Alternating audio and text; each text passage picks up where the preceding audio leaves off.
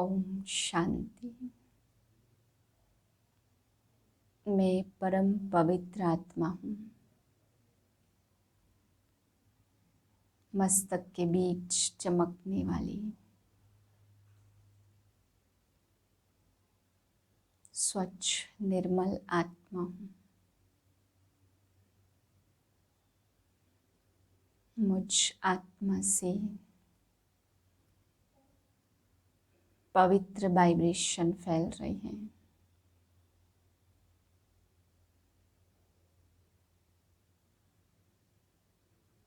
चारों ओर का वातावरण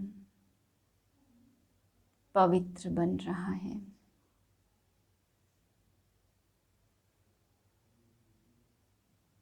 पवित्रता के सागर की संतान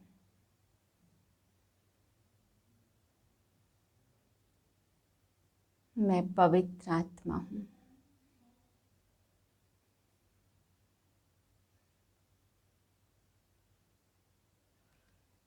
इसी पवित्र स्थिति में आज के महावाक्य सुनते हैं।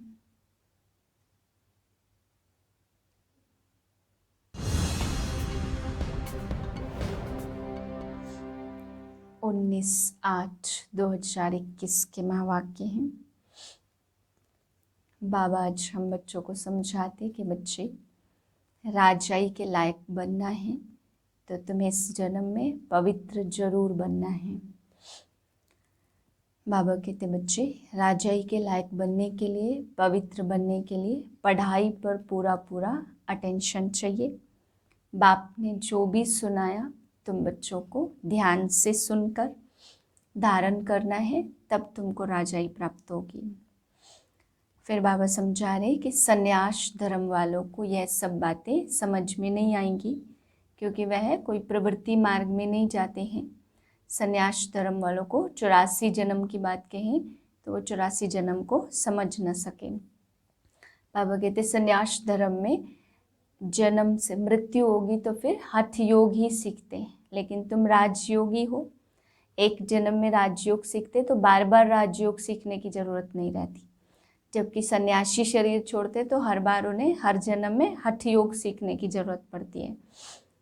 फिर बाबा समझा रहे हैं कि बाप के जो भी मंदिर हैं, जो भी बाप कार्य करते हैं, इस संगम युग पर आकर के बाप पवित्रता की राखी बांधते, बाप आकर के बहुत सारे कार्य करते हैं, जिसका फिर द्वापर युग से यादगार चला था। बाबा कहते वो बंधन बांधना तो यादगार है, लेकिन इस समय बाप सच्चा सच्चा पवित्रता का बंधन बांधते हैं। फिर बाबा समझा रहे कि जनेऊ कई लोग डालते हैं, तो जनेऊ भी पवित्रता का ही यादगार है। जनेऊ के भी कुछ नियम होते हैं और जनेऊ पहनते तो पवित्र बनने की ही यह प्रतिज्ञा है। फिर बाबा समझाते कि बच्चे तुम सबको जेवर बहुत पसंद है। भारतवासी या हिंदू धर्म वालों को ही सबसे ज़्यादा जेवर पसंद होते हैं, क्योंकि तुम बच्चों ने ही स्वर्ग में जेवर पहने हैं और बहुत सुंदर स्वर्ग में तुम गए हो, तो यादगार में आज भी जेवर हिंदू धर्म वालों को बहुत पसंद आते हैं। फिर बाबा समझा रहे कि कई आत्माएं ऐसी हैं जो कोई गुरु मिला और उससे कुछ कृपा हो गई, कुछ आशीर्वाद हो गई, तो समझते कि इसी की कृपा से ये हुआ, तो उसी के पीछे लग जाते हैं, चटक पड़ते हैं। बाबा कहते हैं ऐसा कुछ धन मिल गया तो गुरु के पीछे चटक पड़ते हैं, लेकिन असली में वो उसकी कृपा से नहीं होता, बल्कि अपने भाग्य से प्राप्त होता है। फिर बाबा समझा रहे कि शिव बाबा को बाबूरी नाथ भी कहा गया, क्योंकि बॉम्बे में बाबूरी नाथ का मंदिर है।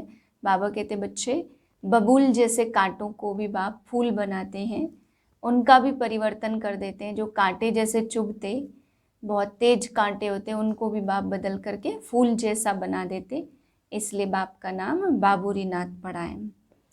फिर बाबा समझाते भक्ति मार्ग में जो भी करते हैं, किसी की मूर्ति बनाई, तरह तरह के कर्म कांड, यज्ञ तप, यह सब बाबा कहते भक्ति मार्ग के खिलौने हैं। बाकी सदगति तो ज्ञान से ही मिलती है। जब तक ज्ञान प्राप्त ना हो तब तक इन खिलौनों से कितना ही खेलते रहें, बाबा कहते हैं सदगति प्राप्त नहीं होगी। मीठे बच्चे, तुम सच्चे सच्चे राजऋषि हो, राजयोगी हो, तुम्हें राजाई के लिए पवित्र जरूर बनना है।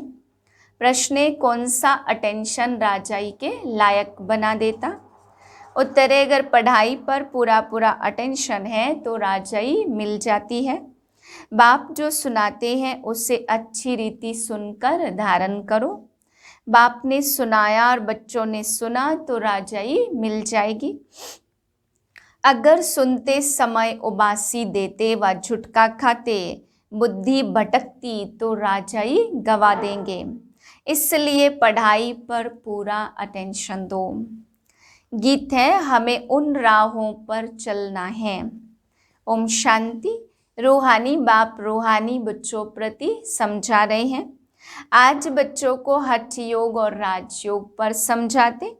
बच्चों को मालूम है वह जो भी सिखलाते हैं सब है हठ योग, क्योंकि वह है कर्म सन्यासी।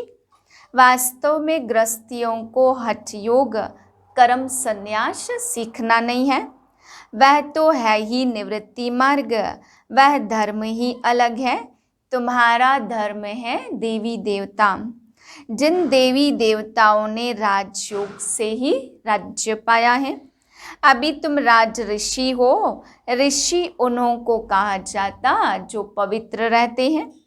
अभी तुम पवित्र बनते हो। अगर पवित्र न रहे तो उनको ऋषि कहा जाता। ऋषि नहीं कहते। तुम राजाई पाने के लिए पवित्र बनते हो। वह कोई राजाई पाने के लिए पवित्र नहीं बनते। तुम जानते हो कि पवित्र दुनिया में हमको पवित्र राजाई थी। भारत में ही 5000 वर्ष पहले देवी देवताओं का पूज्य पवित्र प्रवृत्ति मार्ग था। अभी पुजारी पतित बन पड़े हैं। पतित कैसे बने? 84 जन्मों का हिसाब है ना। बाप जो सहज राजयोग सिखला रहे हैं वही तुमको 84 जन्मों का हिसाब बतलाते हैं। दूसरे धर्म को सन्यास धर्म वाले क्या जाने। यह है देवी देवताओं का प्राचीन धर्म। वह है पीछे वाला धर्म। जो पास्ट हो गए हैं उनको सन्यासी समझ न सके। तुम जानते हो हठ योग अनेक प्रकार के हैं। द्वापर से भक्ति मार्ग के साथ हठ योग शुरू होता है। अभी फिर है राजयोग। वह हठ योग जन्म बाय जन्म सीखते आए हैं। राजयोग तुम एक जन्म में ही सीखते हो। उनको जन्म बाय जन्म पुनर्जन्म लेकर हठ योग सीखना ही है। तुमको राजयोग सीखने के लिए पुनर्जन्म नहीं लेना पड़ता। यह राजयोग तुम सिर्फ संगम पर ही सीखते हो। राजाई मिल गई, स्वर्ग हो गया, फिर और सब धर्म खत्म हो जाते। तुम राज ऋषि हो। राधे कृष्ण भी पवित्र है ना। कृष्ण को महात्मा भी कहते हैं। महात्मा पवित्र होते हैं। तुम भी अभी महात्मा व राज ऋषि हो। महात्मा अर्थात पवित्र महान आत्मा। यह बातें कोई शास्त्रों में नहीं है। शास्त्र तो बाद में बनते हैं। कहानियों में सल बैठ लिखते हैं। जो पास्ट हो जाता वह बैठ खेल बनाते। सच्चा तो नहीं है। अब बाप बच्चों को प्रैक्टिकल में पढ़ाते हैं। उनकी फिर हिस्ट्री बनाई है। यादव कौरव पांडव थे तो जरूर संगम पर होंगे ना। संगम युग की हिस्ट्री बैठ बनाई है। त्योहार भी सभी संगम युग के हैं। राखी बंधन भी पवित्रता पर है। पीछे फिर उनका यादगार चलता है। यहाँ बाप भी सभी को पवित्र बनाए प्रतिज्ञा कराते हैं। सिख लोग कंगन पहनते, वह भी पवित्रता की निशानी है। हिंदू लोग जनेऊ पहनते, वह भी पवित्रता की निशानी है। परंतु पवित्र रहते नहीं हैं। राखी बंधवाते हैं, अर्थ थोड़े समझते हैं। आगे ब्राह्मण लोग राखी बांधते थे, अभी बहन भाई को राखी बांधती है, वह खर्ची देते हैं। यह सब अभी फैशन पड़ा है, वास्तव में यह है पवित्रता की बात। बाप कहते बच्चे काम महाशत्रु है।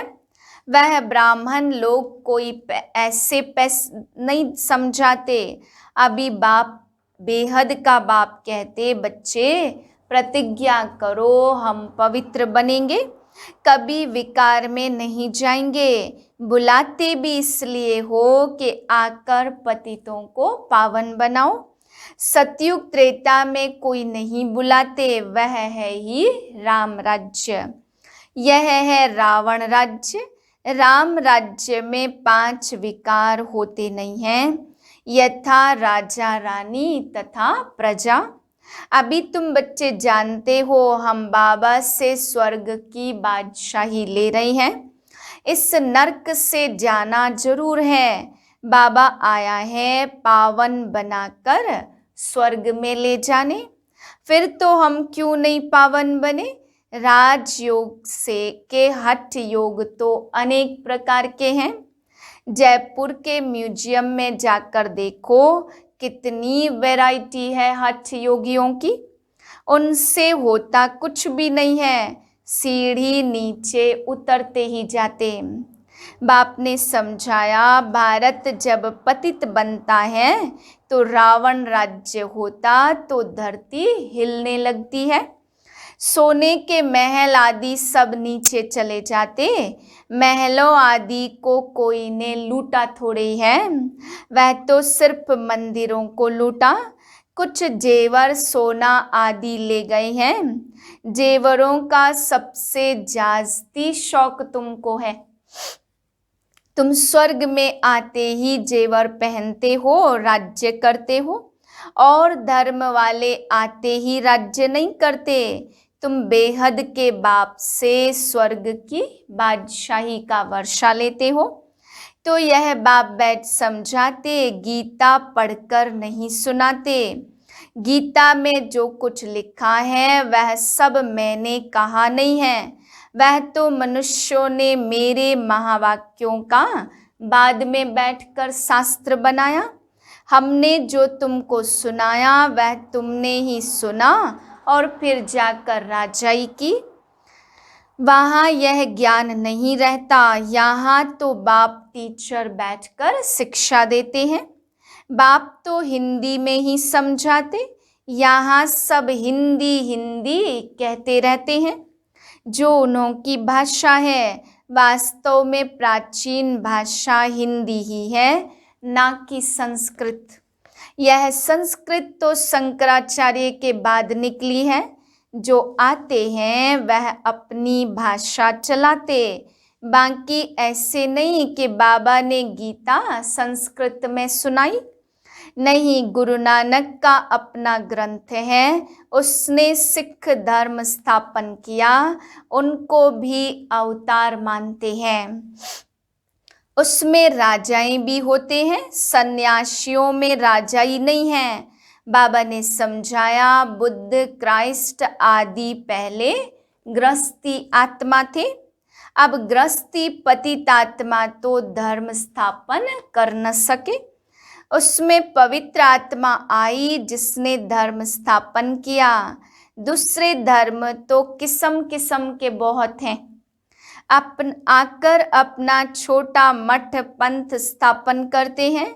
झाड़ में भी दिखाया है ना, तो राजयोग और हठ योग में बहुत फर्क है। यह बातें समझने की है। जिसको समझ में नहीं आती होंगी वह झुटका खाते उबासी देते रहेंगे। यहाँ तो तुमको खजाना मिलता है, बड़ी भारी कमाई है, तुम रत्नों से झोली भरते हो। तो यह आंखें खोलकर सुनना होता है। झुटके खाते रहेंगे या बुद्धि बाहर भटकती रहेगी तो वह राजधानी पा न सके। तुम हो राज ऋषि, राजाई प्राप्त करने वाले। बाप राजधानी स्थापन करते हैं, श्री कृष्ण नहीं करते।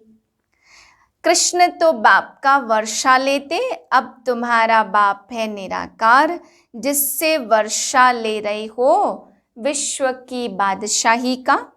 कितना तुम साहूकार बनते हो, यहाँ एक ही बाप आकर राजयोग सिखलाते हैं। सो भी घूमो फिरो खाओ पियो सिर्फ बाप को याद करो। साहूकार जरूर अच्छी रीति खाएंगे, वह तो अपनी कमाई का फल खाते हैं। माल पूड़ा खाओ या रोटी खाओ, याद करो बाप को, भल कुछ भी खाओ, पैसा तब किसके लिए है। बाबा कोई मना नहीं करते, सिर्फ बाप से योग लगाना है। इस राजाई स्थापन करने में खर्चा नहीं है।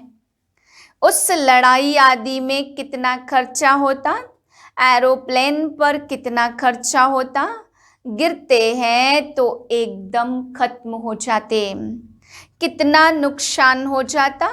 तो बाप कहते हैं चलते फिरते बाप को याद करो, स्वदर्शन चक्र फिराते रहो। हमने 84 जन्म पूरे किए हैं, अब चले वतन की ओर।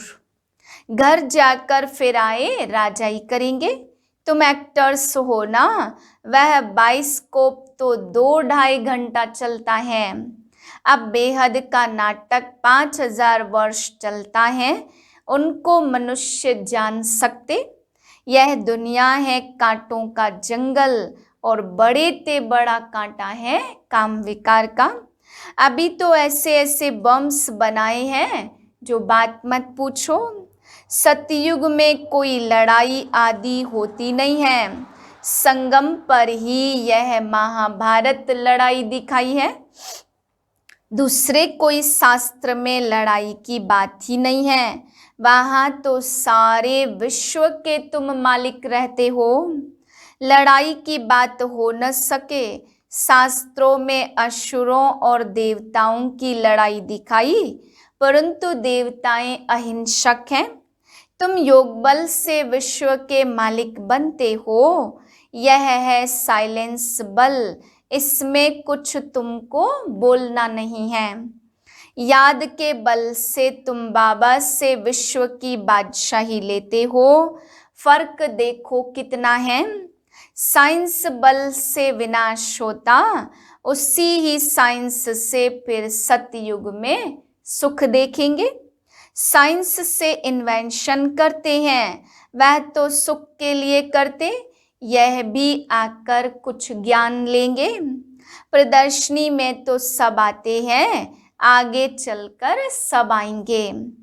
तुम्हारे साइलेंस बल का आवाज निकलेगा। तुम प्रश्न पूछते हो गीता का भगवान कौन, ऐसे प्रश्न कोई पूछ न सके। जहाँ यह प्रश्न लिखते हैं तो उनके साथ चित्र भी दो। गीता का भगवान परमपिता परमात्मा या श्री कृष्ण, जो पूरे 84 जन्म लेते हैं, पतित से पावन बनाने वाला तो एक ही बाप है। कृष्ण की आत्मा तो 84 जन्म लेकर सांवरी बनी है। उनको बैठ समझाते, तुमने 84 जन्म लिए हैं, तुम अपने जन्मों को नहीं जानते हो। एक्टर्स को तो पता होना चाहिए ना कि हम 84 जन्म कैसे लेते हैं। सन्यासियों का धर्म ही अलग है। भारतवासियों को अपने धर्म का पता न होने के कारण और धर्मों में जाते रहते हैं। किसी गुरु की आशीर्वाद से किसको धन मिल गया तो उनके पीछे चटक पड़ेंगे। फिर देवाला निकला तो कहेंगे खुदा की भावी। बच्चा मिला बहुत खुशी होगी। अच्छा 10-12 के बाद बच्चा 10-12 दिन के बाद मर गया तो कहेंगे ईश्वर की भावी। इनको जिंदा करना हमारे हाथ में नहीं है। बाबा ने ऐसे बहुत मिसाल देखे हैं। ऐसे ऐसे बहुत होते, यहाँ तो बाप बैठा है, बाप बच्चों को समझाते, मीठे मीठे बच्चों पावन बनो। याद है जब महाभारत लड़ाई लगी थी तो द्रौपदी ने पुकारा था, बाबा हमको यह दुशासन पतित बनाते हैं, हमको इनसे बचाओ, 5000 वर्ष की बात है। इन अबलाओं पर अत्याचार इस विश्व पर ही होते। कई तो स्त्रियां भी ऐसी होती जो विश्व बिगर रह नहीं सकती। उन्हों का नाम भी रखा हुआ है सुपर्णखा पूतना। जो विश्व के लिए तंग करते हैं वह है कंस, जरासंधी, शिशुपाल। यह सब विनाश को पाने ही हैं। इस समय है आसुरी रावण राज्य और फिर होगा ईश्वरी राज्य। इस सारे चक्र को तुम जान गए हो कि कैसे 84 जन्म लेते हैं। जब भूलता तब है जब विकार में जाते, विकार में जाने वाले का मुंह ही पीला हो जाता। खुद ही समझते यह हमने क्या कर दिया। बाप कहते बच्चे इस विषय गटर में मत जाओ, यह तुमको आदि मध्य अंत दुख देने वाला है, इसमें न पड़ो। कसम उठाओ कि हम विकार में कभी नहीं जाएंगे। भगवान वाच्य काम महाशत्रु है। हर एक चित्र में पहले तो यह लिखो, ज्ञान सागर पतित पावन गीता ज्ञानदाता शिव भगवानो वाच। तो फिर कृष्ण का नाम उड़ जाए। हमको गीता का भगवान बैठ यह बतलाते हैं, वही ज्ञान हम लेते हैं। भगवान ही आकर नई दुनिया स्थापन करते और पुरानी का विनाश होता।